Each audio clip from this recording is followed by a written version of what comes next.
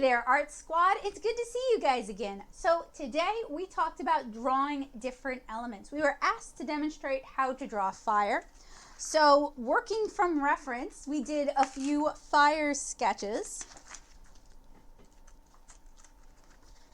And that would be my best recommendation for anything you don't know how to draw, is to look up reference and practice drawing it in its different forms. So with the fire, I drew like different flames. I also drew like fire coming out of a window. I drew fire in a fire pit. I drew kind of the quintessential flames, the flames people think about when they think about drawing fire. We also drew a little bit of water, and I was really focusing on drawing the water in motion, so water being poured. We talked a little bit about drawing faces and using construction lines to make sure that your eyes look like they belong together. Your eyes don't have to be identical when you draw characters, so don't worry about that. As long as they look like they're siblings, I think you're in good shape.